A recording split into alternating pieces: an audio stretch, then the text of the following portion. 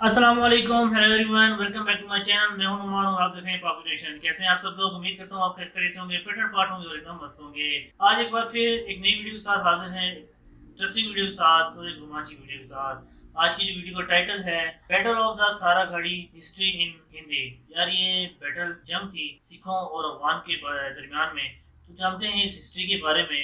तो चलते हैं वीडियो की तरफ जाने से पहले चैनल सब्सक्राइब कर दीजिए, बेल के आइकन को लाजमी प्रेस कर दीजिए ताकि मेरी हर नई वीडियो की नोटिफिकेशन आपको मिल सके।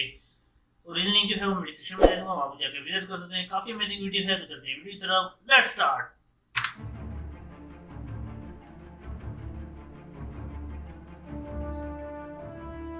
इतिहास में बहुत से ऐसे युद्ध हैं जिनका नाम किताबों में दर्ज है।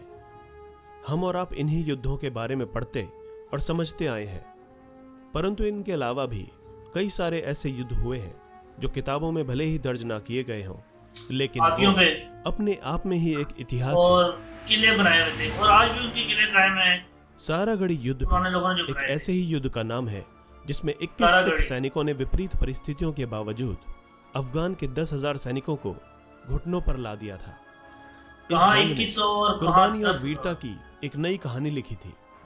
यूनेस्को ने इस लड़ाई को दुनिया की सबसे बेहतरीन 8 उस लड़ाइयों में टाइम शुमार किया है। टैंक, इस पर अजय जहाज़ें और देवगन की sons of Sardar, guns Rajkumar Santoshi की की खास बैटल ऑफ थी इस सारागढ़ी और अक्षय कुमार की केसरी नाम की फिल्में आने वाली हैं। 1897 का दौर था। ब्रिटिश सेना का दबदबा बढ़ता जा रहा था। ब्रिटिश भारत से बाहर के दोनों के इलाकों पास से सही भी है। अपना राज करने का प्लान करने लगे थे। उन्होंने अफगानियों पर कुछ हमले भी शुरू कर दिए थे। भारत अफगान सीमा पर उस समय 2 किले हुआ करते थे, गुलिस्तान का किला और लॉकहार्ट का किला। ये दोनों सीमा रेखा के छोरों पर स्थित थे। गुलिस्तान लॉकहार्ट का किला ब्रिटिश सेना के लिए था, जबकि गुलिस्तान का किला ब्रिटिश सेना के संचार का एक प्रमुख केंद्र हुआ करता था। यह सारागढ़ी से सटा हुआ था, इस लिहाज से यह एक बहुत ही अहम जगह मानी जाती थी। इसकी सुरक्षा के लिए विशेष तौर पर 21 सिखों को तैनात किया गया था। इनकी संख्या कम 21 जरूर थी, लेकिन इनकी बहादुरी पर अंग्रेजों को पूरा भरोसा था। चूंकि ब्रिटिश लगातार अफगानियों पर हमले करते रहते थे, इसीलिए अफगानी उनसे नाराज रहते थे। दोनों के बीच मनमुटाव बढ़ता जा रहा था। दोनों पक्षों के अंदर एक आग जल रही थी। एक तरफ अंग्रेजों को हार पसंद नहीं थी, तो दूसरी तरफ अफगान बदला लेने के लिए भारत में आने की सोच रहे थे। सारागढ़ी का माहौल गर्म था। सैनिकों को सतर्क रहने को कहा गया था। एक तरह से कहा जाए तो सारागढ़ी के वो किले तत्कालीन ब्रिटिश साम्राज्य की जान थे, जिन पर अफगानी कब्जा करना चाहते थे। हालांकि ये उनके लिए आसान नहीं था। 12 सितंबर 1897 को सुबह का समय था, जब सभी सिख सैनिक सोए हुए थे। सूरज की पहली किरण के साथ उनकी आंख खुली। नजारा चौंकाने वाला था। करीब 10,000 अफगानी सैनिक उनकी ओर तेजी से बढ़ रहे थे। दुश्मन की इतनी बड़ी संख्या देखकर सब हैरान थे। किसी को समझ नहीं आ रहा था कि क्या किया जाए। 21 सिख सैनिकों के लिए इतनी बड़ी सेना को रोकना एक बहुत बड़ी चुनौती थी। इस वक्त यह सोचने का समय नहीं था कि अफगानी रातों रात उन तक कैसे पहुंच गए। उन्हें तुरंत मोर्चा संभालने की जरूरत थी। वे फौरन अपनी बंदूकों की ओर लपके। उनके पास बंदूकें तो थीं, लेकिन इतनी मात्रा में नहीं थीं कि वो ज्यादा देर तक दुश्मन का सामना कर पाते। स्थिति की नजाकत को समझते हुए उन्होंने तुरंत अंग्रेजी सेना को संपर्क करना उचित समझा। लॉकहार्ट के किले पर अंग्रेजी अफसर बैठे हुए थे। सिखों ने उन्हें संदेश भेजते हुए बताया कि एक बड़ी संख्या में अफगानियों ने चढ़ाई कर दी है, उन्हें तुरंत मदद की जरूरत है। अफसर ने कहा कि इतने कम समय में सेना नहीं भेजी जा सकती, उन्हें मोर्चा संभालना होगा। सिखों के लिए करो या मरो की स्थिति बन चुकी थी। सिख चाहते तो मोर्चा छोड़कर वापस आ सकते थे, लेकिन उन्होंने भागने से अच्छा दुश्मन का सामना करना उचित समझा। वाहेगुरु का नाम लेकर वो अपनी अपनी जगह पर मजबूती से तैनात हो गए। अफगानी निरंतर आगे बढ़ रहे थे। सारे सिख सैनिक अपनी अपनी बंदूकें लेकर किले के ऊपरी हिस्से पर खड़े हो गए थे। सन्नाटा हर जगह पसर चुका था। सिर्फ बढ़ते हुए अफगानियों के घोड़ों की आवाज पानी जो है सुनाई दे रही थी। बहुत मजे की। थोड़ी ही देर में एक गोली की आवाज के साथ जंग शुरू हो गई। दोनों तरफ से अंधाधुंध गोलियां चल रही थीं।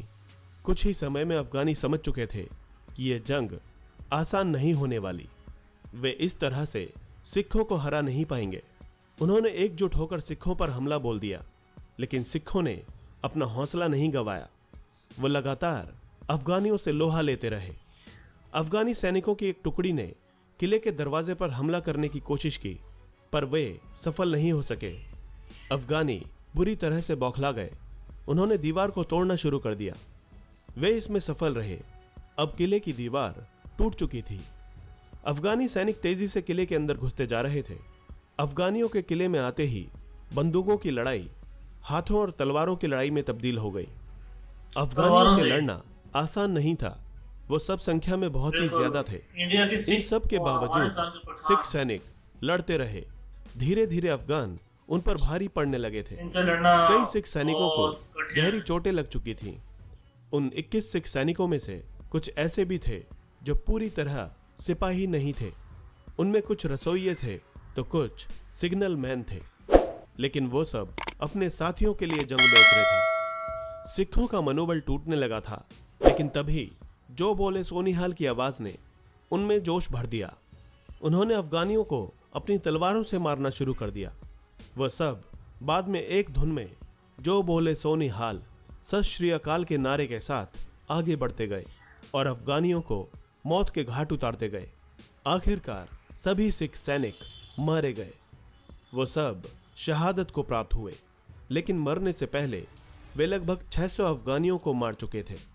आखिरकार दुश्मन भी बुरी तरह थक गया और तय रणनीति से भटक गया, जिसके कारण वो ब्रिटिश आर्मी से अगले 2 दिन में ही हार गया।